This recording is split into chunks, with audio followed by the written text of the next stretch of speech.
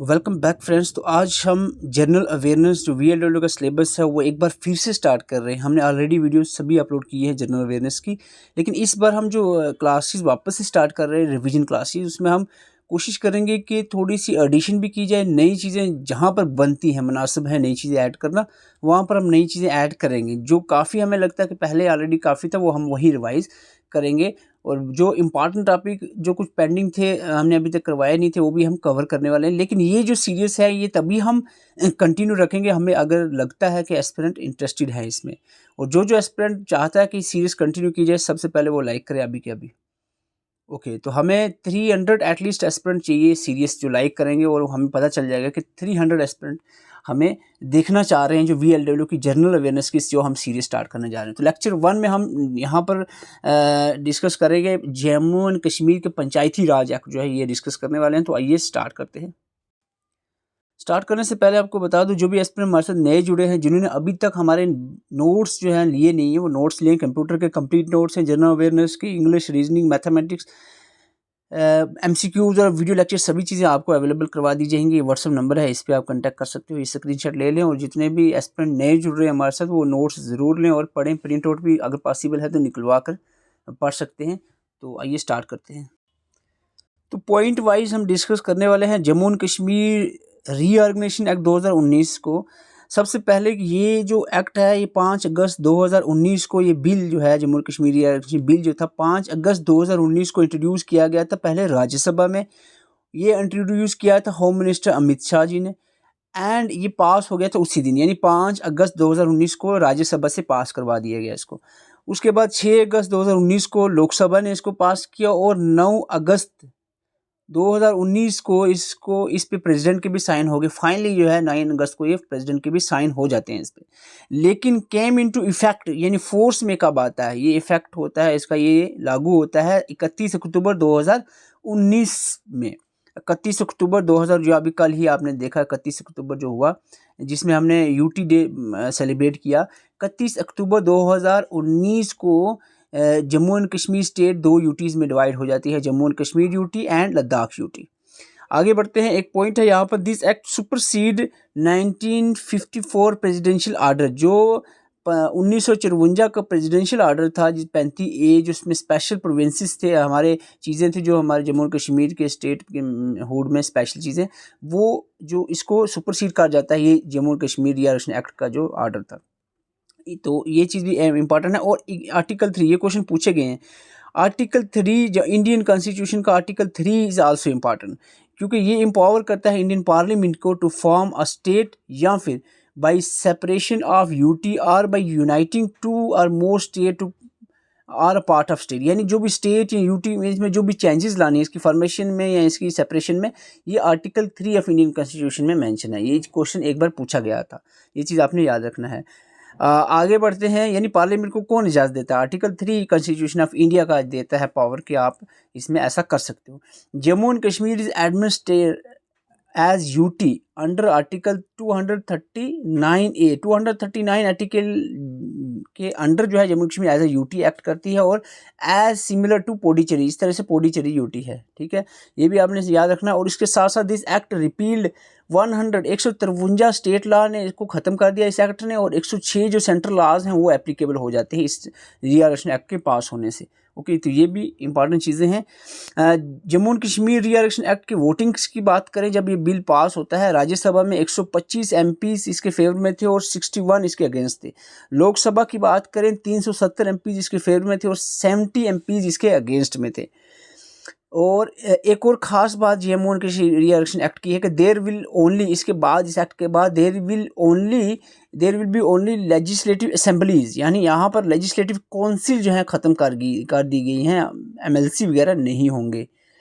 States have been seat जो है अभी आप देख सकते हो 107 से 114 कर दी गई हैं, और जो 24 सीट हैं, 24 सीट्स जो है वो remains vacant for for PoK, PoK के लिए 24 सीट वैकेंट रखेंगे। ये 24 सीट बहुत बार पूछा गया कितनी सीट्स वैकेंट रखी हैं।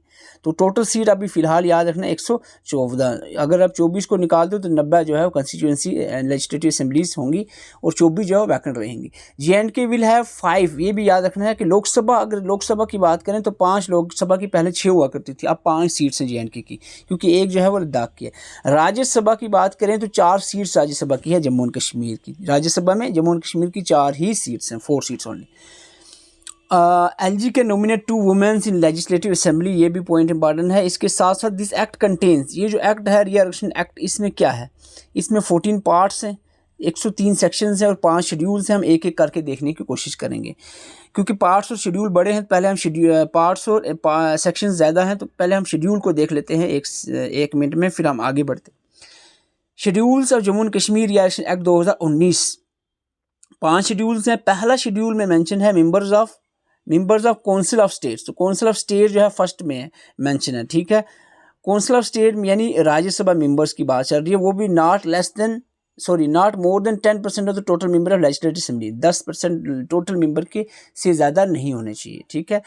Second schedule parliamentary constituencies of Jammu and Kashmir और लद्दाख से डील करता है, जो कि पार्लियामेंट्री कंस्टिट्यूएंसी यानी लोकसभा में 5 जम्मू एंड कश्मीर और 1 लद्दाख की कंस्टिट्यूएंसीज रहेंगी। ये आपको पहले मैं अभी बता चुका हूँ। तीसरा शेड्यूल यहाँ डील करता है असेंबली कंस्टिट्यूएंसीज की, जो 114 रहेंगी, अभी बता चुका हूँ, ठीक है। क्या आपने देखना है, पहला राज्यसभा कंस्टिट्यूएंसी, दूसरा लोकसभा, तीसरा असेंबलीज, 3 हो गया। इसके बाद 4 जो है ओथ एफर्मेशन और 5वां जो है सेंट्रल लॉ जो एप्लीकेबल हो जाते हैं, ये 5वें शेड्यूल में मेंशन है। इस 5th शेड्यूल पूछा गया था एग्जाम में रिसेंटली, पिछले 1-2 सालों में। तो ये चीज़ें आपने याद रखी शेड्यूल्स के रिलेटेड। ओके, आई होप आपको ये स्लाइड क्लियर होगी जिसमें हमने रीआरगनाइजेशन एक्ट का जितना बेसिक डाटा था, आपको इधर उधर भटकने की कोई ज़रूरत नहीं है। जितनी इंपॉर्टेंट इन्फॉर्मेशन थी हमने इंक्लूड कर दी है इस पूरी स्लाइड के अंदर। तो ये होपफुली आपने देख लिया। आगे बढ़ते हैं हम। अब बात आती है, बहुत सारे एस्पिरेंट का क्वेश्चन था सेक्शंस का क्या करें, सेक्शंस का क्या करें। तो मैं आपको पहले बता दूं, अगर आप पूरी 103 याद नहीं करना चाह रहे तो आप सबसे पहले पार्ट्स को थोड़ा ध्यान में दो। पार्ट्स से क्या होगा, एटलीस्ट एलिमिनेशन का एक आइडिया आ जाएगा आपके पास, कुछ ऑप्शंस को आप रिमूव कर पाओगे। देखो इससे क्या होगा, अपने पार्ट्स में थोड़ा ध्यान से पढ़ना, 14 पार्ट्स ध्यान से देखना कौन से पार्ट में कहाँ तक आर्टिकल्स आते हैं। पहला पार्ट है आपका प्रीलिमिनरी 1 और 2, इसको भूल जाओ। दूसरा पार्ट हमारा रीऑर्गनाइजेशन ऑफ स्टेट्स के रिलेटेड 2 से 3 से 7 तक आर्टिकल्स इसमें रहते हैं। थर्ड पार्ट हमारा रिप्रेजेंटेशन ऑफ लेजिस्लेचर्स के रिलेटेड है, जो 8 से 57 तक जो है लेजिस्लेचर के ही रिलेटेड आपको सेक्शंस दिखेंगी, ठीक है। चौथे पार्ट में यहाँ पर administration of UT as Ladakh, इसको छोड़ दो, 58 सेक्शन जो सीधा यूटी ऑफ लद्दाख के रिलेटेड है। 5वें पार्ट डिलिमिनेशन के रिलेटेड है। आपको अगर कोई ऑप्शंस में 59 से 64 तक कोई आर्टिकल सेक्शन पूछी हो तो आपको समझ आ जाना चाहिए कि डिलिमिनेशन के रिलेटेड ही इसका आंसर होना चाहिए, ठीक है। इसी तरह आपने याद रखना कि 65 और 66 आपको SC/ST के रिलेटेड है, और 7th जो है मिसलिनियस और ट्रांसिशनल प्रोविजंस के रिलेटेड जो 67 से, खासकर यहाँ तक आप याद रखें, यहाँ तक पार्ट्स जो है पार्ट 6 तक आपको कुछ आइडिया इसमें रहेगा, ठीक है। अगर आपको 75 से 78 के बीच में अगर आपको पूछा जाए कि सेक्शन बताओ किसके रिलेटेड है, हाई कोर्ट के रिलेटेड ही होगा इसमें जिक्र, ठीक है। और इसके बाद हम बात करें एक्सपेंडिचर, ऑथराइजेशन एक्सपेंडिचर रेवेन्यू के रिलेटेड 80 से लेकर 83 तक इसमें होगा। अपॉइंटमेंट ऑफ एसेट्स लाइबिलिटीज़ 84 में मेंशन है। इसके बाद अगर हम बात करें, अगर आपको certain corporations and other matters के रिलेटेड 85 से 87 तक, प्रोविजंस एज सर्विसेज 88 से 93 तक, और लीगल एंड मिसलिनियस प्रोविजन 94 से 103 तक रहेगा। तो ये थोड़ा सा इस पर मेरे ख्याल से 10 मिनट आप इस पर थोड़ा सा टाइम लगाएं, ताकि इसमें थोड़ा माइंड में रहे कि भाई यार इस पार्ट में इतने से लेकर इतने तक वो किससे रिलेटेड। जैसे आपको याद है कि 59 से लेकर 64 तक जो है वो 5वें पार्ट में है, जो कि डिलिमिनेशन के रिलेटेड है, ठीक है। तो आपको आइडिया आ जाएगी ये सेक्शन। ऑप्शन में आपको 60 होगा, आपको लगे नहीं यार, अगर हाई कोर्ट का पूछा है 60 ऑप्शन में है तो 60 आपको कि नहीं तो डिलिमिनेशन का रिलेटेड होना चाहिए था। तो इस तरह से आप एलिमिनेट कर सकते हो। एक थी बात ये। अब दूसरी बात आती है मोस्ट इंपॉर्टेंट सेक्शन, जो हमारी समझ में आती है, जो हमें लगता है, जो रिसेंटली एग्जाम में देखने को भी मिले हैं, वो सेक्शंस हमारे हमने यहाँ पर कोई निकाली हैं, कितनी है कि 20 एक, ठीक है। 103 में से 20 एक सेक्शंस, ये 20 याद कर लो, बाकी पार्ट्स में थोड़ा सा आइडिया रखो तो काफ़ी रहेगा। अब 20 सेक्शंस को थोड़ा नज़र लगा लेते हैं हम यहाँ पर। Section of Jammu and Kashmir reorganisation act 2019, आपको पहले सेक्शन 3 का पता होना चाहिए। सेक्शन 3 है क्या कह रही है, सेक्शन 3 कह रही है कि formation of UT of Ladakh without legislature, जो लद्दाख यूटी है विदाउट लेजिस्लेचर है सेक्शन 3 में। सेक्शन 4 डील करती है formation of UT of Jammu and Kashmir with legislature, ठीक है। 3 और 4 क्लियर हो गया, 3 लद्दाख विदाउट लेजिस्लेचर और 4 हो गया UT of Jammu and Kashmir with legislature. Okay, 5 जो है वो डील करती है गवर्नर जो एग्जिस्टिंग स्टेट का वो जम्मू एंड कश्मीर का to be the lieutenant governor common रहेगा, दोनों लेफ्टिनेंट गवर्नर जो है कॉमन है दोनों। ये उस वक्त जब पास हुआ था ये मेंशन था। तो 6 सेक्शन कह रही है अमेंडमेंट जो फर्स्ट शेड्यूल में होती है वो 6 सेक्शन में ही मेंशन है। 10 जो है section number 10 representation in house of people, ठीक है। हाउस ऑफ पीपल में रिप्रेजेंटेशन के रिलेटेड है। 11 डिलिमिनेशन ऑफ पार्लियामेंट्री कॉन्स्टिट्यूएंसीज, वो जो डिलिमिनेशन का मेजर कंसेप्ट है वो 59 से आगे है, लेकिन यहाँ पर पार्लियामेंट्री कॉन्स्टिट्यूएंसीज की डिलिमिनेशन की बात चल रही है स्पेसिफिकली, ये इंपॉर्टेंट है। पार्लियामेंट्री कॉन्स्टिट्यूएंसीज की डिलिमिनेशन की बात आए तो 11 सेक्शन याद रखना है। 12 जो है provision as a sitting members की रिलेटेड है। 13 में एप्लीकेबिलिटी ऑफ आर्टिकल, ये इंपॉर्टेंट रहेगा, जो कि Jammu and Kashmir UT as Puducherry है, यूटी की तरह एक्ट करेगी, और ये आर्टिकल 239A ऑफ कॉन्स्टिट्यूशन में मेंशन है, और सेक्शन री-इलेक्शन एक्ट के सेक्शन 13 में ये लिखा हुआ है, ठीक है। ये इंपॉर्टेंट है।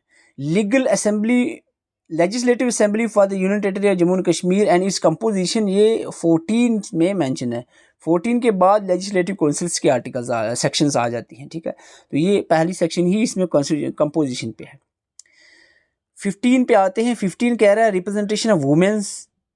15 के बाद ये पूछा गया था अभी recently 21 section special address by lieutenant governor to legislative assembly, ठीक है। चाहे वो फर्स्ट मीटिंग हो लेजिस्लेटिव असेंबली की, वो यहाँ पर एक करेंगे स्पेशल जो एड्रेस है वो लेफ्टिनेंट गवर्नर करेंगे।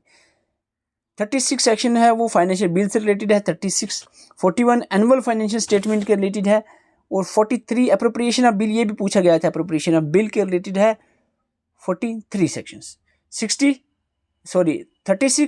41 43 ये तीनों अभी याद रख लें। बिल्स के रिलेटेड है, स्टेटमेंट्स के रिलेटेड हैं। 36 41 और 43 जो है याद रखना है। 36 41 और 43 ये फाइनेंशियल बिल, फाइनेंशियल स्टेटमेंट और अप्रोप्रिएशन ऑफ बिल्स, ओके। 47 अलग से और इम्पॉर्टेंटली याद रखनी है, मोस्ट इंपॉर्टेंट है 47, जो कि ऑफिशियल लैंग्वेज से डील करती है जम्मू एंड कश्मीर के यूटी से। 52 सेक्शन जो है power of lieutenant governor to promulgate ordinance, जैसे कि ऑर्डिनेंस हमारे इंडियन कॉन्स्टिट्यूशन में आर्टिकल मेरे ख्याल से 1 to 3 आर्टिकल 123 मेरे ख्याल ऑर्डिनेंस से डील करता है। यहाँ पर सेक्शन री-इलेक्शन एक्ट की बात करें तो लेफ्टिनेंट गवर्नर का जो, जैसे वहाँ प्रेसिडेंट के ऑर्डिनेंस की बात थी 123 आर्टिकल इंडियन कॉन्स्टिट्यूशन, यहाँ पर बात लेफ्टिनेंट गवर्नर की ऑर्डिनेंस की बात करें, ये सेक्शन जो है वो 50 आर्टिकल में जो बार बार क्योंकि पॉलिटी हमने पढ़ी ज़्यादा थी तो उसीलिए सेक्शंस यहाँ पर बोलना है आपने। 52 जो ordinance of lieutenant governor, power of lieutenant governor to promulgate ordinances during the recess of the legislature, जब रिसेस लेजिस्लेटिव असेंबली नहीं है, उसका टाइम नहीं है, असेंबली नहीं चल रही है, तो ऑर्डिनेंस भी दे सकते हैं लेफ्टिनेंट गवर्नर, पास कर सकते हैं। सेक्शन की बात करें नेक्स्ट जो है वो 53 है, जो कि बहुत ही इंपॉर्टेंट है। अगेन काउंसिल ऑफ मिनिस्टर्स की बात है, जो कि not more than 10% of the total member of legislative assembly होनी चाहिए। ये दोनों पॉइंट याद है। एक तो याद रखना सेक्शन 53 क्या कह रही है, काउंसिल ऑफ मिनिस्टर। दूसरा कि काउंसिल ऑफ मिनिस्टर जो है वो 10% से ज़्यादा नहीं होने चाहिए टोटल लेजिस्लेटिव असेंबली के मेंबर से। ये क्वेश्चंस पूछे गए हैं, हम वही डिस्कस कर रहे हैं यहाँ पर। Section number 57 is also important. यहाँ पर एबॉलिशन किया जा रहा है लेजिस्लेटिव काउंसिल्स की। लेजिस्लेटिव काउंसिल्स नहीं रहेंगी जम्मू एंड कश्मीर, जो स्टेट में आपको पता लेजिस्लेटिव काउंसिल जो MLCs थे वो अब खत्म हो गए। सेक्शन नंबर 61 कह रहा है कि power of election commissioner to maintain delimitation, मैंने कहा था 59 से लेकर 64 तक आई थिंक डिलिमिनेशन के रिलेटेड है। तो यहाँ पर डिलिमिनेशन ऑर्डर्स अप टू डेट यहाँ पर रखने हैं, पावर है इलेक्शन कमीशन के पास।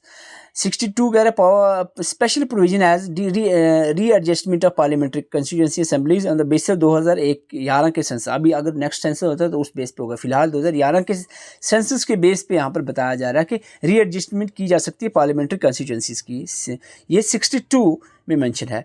63 में स्पेशल प्रोविजन री एडजस्टमेंट, मैंने क्या कहा था 59 से लेकर 64 तक के जो सेक्शंस हैं ये डिलिमिनेशन या रीएडजस्टमेंट के रिलेटेड ही रहेंगे। 71 forms of accounts UT of Jammu and Kashmir 75 is important. High court of Jammu and Kashmir जो रहेगा, high court of Jammu and Kashmir रहेगा J&K का, Jammu and Kashmir to be the common high court रहेगा वो जम्मू एंड कश्मीर का भी और लद्दाख का भी। तो ये कॉमन हाई कोर्ट रहेगा, एक ही कॉमन हाई कोर्ट होगा दोनों यूटी का। ये 75 सेक्शन में है, मार्क कर लें, मोस्ट इंपॉर्टेंट 75 सेक्शन में ये है, मोस्ट इंपॉर्टेंट है ये। मोस्ट कल याद कराऊंगा, मेरे एग्जाम में दिखेगा, ठीक है। तो यहाँ पर ख़त्म करूँगा सेक्शंस को। तो ये बात होगी आज की जो लेक्चर्स की, जब रीऑर्गेनाइजेशन के एक्ट के रिलेटेड जितनी इन्फॉर्मेशन थी वो मैंने 3 स्लाइडों में घुसा दिया है। और आई डोंट थिंक इससे ज़्यादा आपको इसमें पढ़ने की कोई भी ज़रूरत है और कोई भी टेंशन लेने की इसकी ज़रूरत नहीं है। मैं आपको बता दूँ, यहाँ पर जो भी एस्पिरेंट नए हैं हमारे साथ, चैनल को सब्सक्राइब करें। और जिन्होंने अभी तक हमारे एग्जाम ओरिएंटेड, या आपने देख लिया होगा किस तरह के हमारे नोट्स होते हैं, इस तरह के नोट्स आपको कंप्लीट चाहिए हैं जनरल अवेयरनेस के, यहाँ पर इसी तरह के कंप्यूटर के, इंग्लिश के और बाकी जो है रीजनिंग और मैथमेटिक्स की प्रैक्टिस सेट्स आपको मिलेंगी, मैथमेटिक्स की ओनली वीडियोस, बाकी के आपको नोट्स मिल जाएंगे और वीडियो लेक्चर्स भी साथ में। सारी चीज़ें आपको 80% ऑफ पे, ओनली 99 रुपीज़ में, ताकि हर एक एस्पिरेंट यहाँ पर अच्छे से एग्जाम ओरिएंटेड वे में पढ़ सकता है। देखो, जो काम आपको करना चाहिए ना, सर्च करना, डिफरेंट सोर्सेज से कलेक्ट करके डाटा को एक कंपाइल वे में नोट्स बनाकर उसको पढ़ना, वो हमने ऑलरेडी कर दिया है। जो काम आपको करना था हमने कर दिया। अब अपने हिसाब से आप नोट्स लें और इसको प्रिपेयर करें। और ये लेक्चर अगर आप सीरीज़ कंटिन्यू चाहते हैं 300 लाइक यहाँ पर ज़रूर करें। जो भी एस्पिरेंट चाहता है कि वीडियो कंटिन्यू की जाए इस सीरीज़ की, तो वो लाइक ज़रूर करें और कमेंट करके भी आप ज़रूर बता सकते हैं। Thank you for watching.